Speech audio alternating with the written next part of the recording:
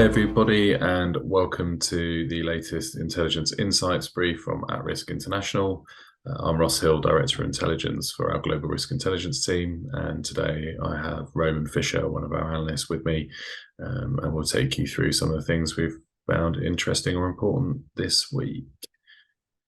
So first off, the US intelligence community released its 2023 annual threat assessment last week.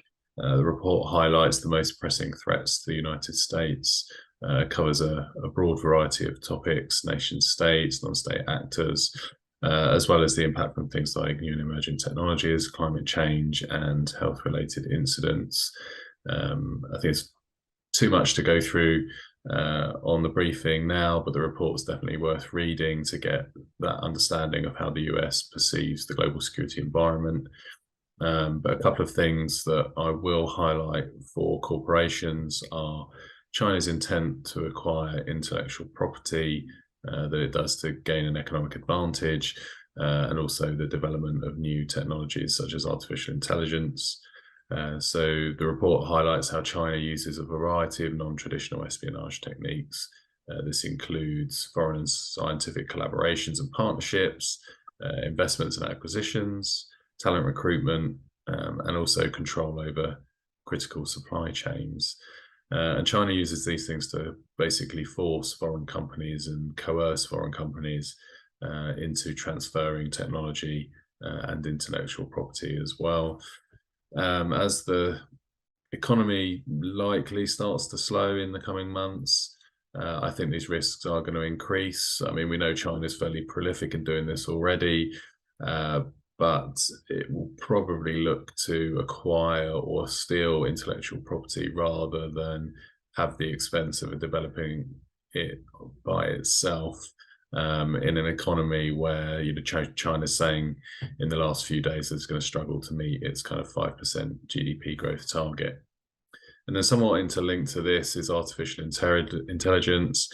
As per the report, your data is now seen as a strategic resource, and nation states that are in competition with the US are focused on acquiring and analyzing data related to the US. So that might be personal identifiable information on US citizens, but also commercial and government data as well. And that data can then be used in many different areas. That includes espionage, but also influence operations, and then even through to both kinetic and cyber attacks.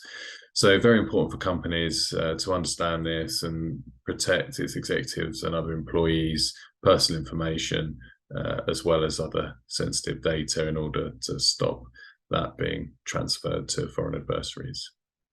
Now over to Roman Fisher. Thank you, Ross. According to the ADL Center on Extremism, in 2022, there have been a significant increase in racially or ethnically motivated violent extremists, RMVE, propaganda efforts.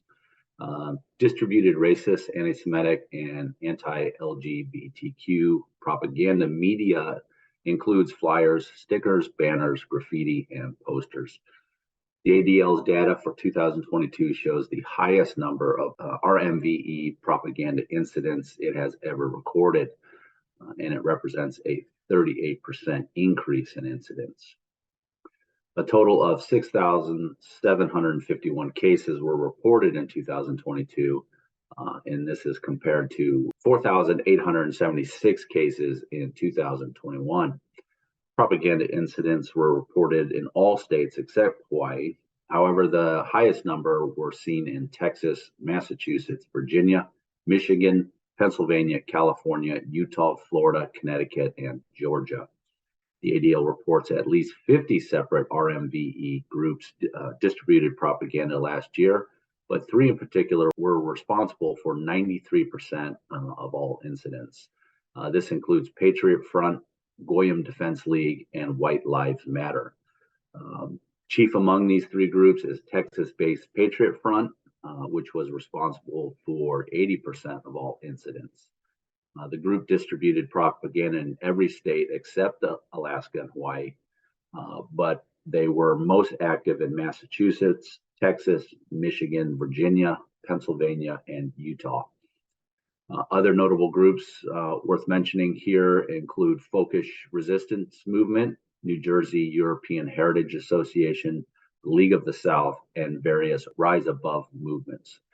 The ADL data shows 219 incidents of RMVE propaganda being distributed on campuses, which is a 6% decrease from 2021. While most incidents occurred on college and university campuses, at least 11 incidents were reported on K through 12 campuses. Patriot Front was responsible for 74% of these total number of incidents. Finally, the ADL documented 167 RVM events in 2022, which is a 55% increase from the prior year. Events took place in 33 states, with most events occurring in Massachusetts, California, Ohio, and Florida. The White Lives Matter Network was responsible for 43% of all events. However, the National Socialist Club held 32 events, and Patriot Front had organized 26 events. And now I'll pass it back to Ross. Ross? Thanks, Raymond. And RMVE also being highlighted in the US Annual Threat Assessment that we talked about earlier.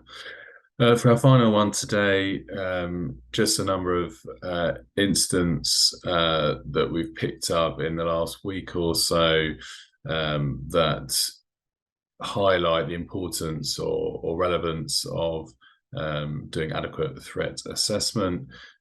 First off, on the 10th of March, there was a mass shooting at a Jehovah's Witness church in Hamburg, Germany.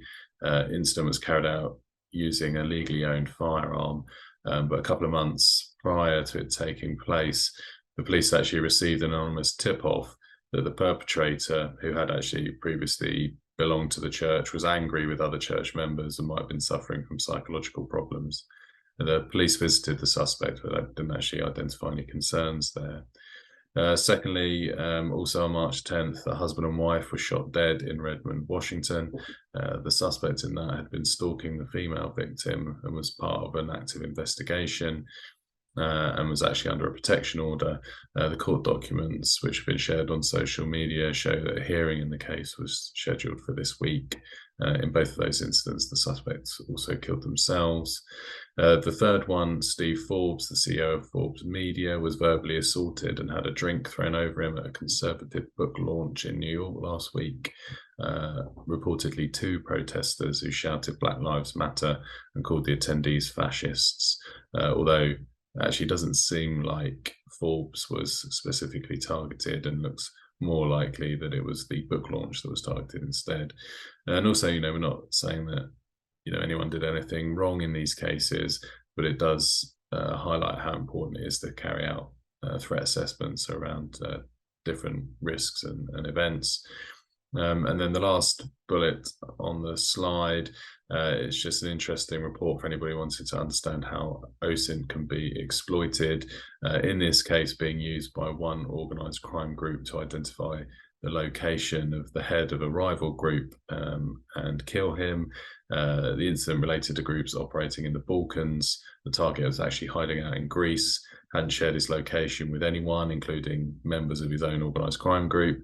But using OSINT, the rival group was actually able to identify the location he was staying and carry out a successful assassination. The incident actually happened in 2020, but there's quite a nice case study where you can kind of draw the parallels between that incident and maybe when you're looking at doing protective type intelligence and making sure that executives and others are protecting their information properly. That's it from us this week. We hope you have found the information useful, and we hope to see you again soon.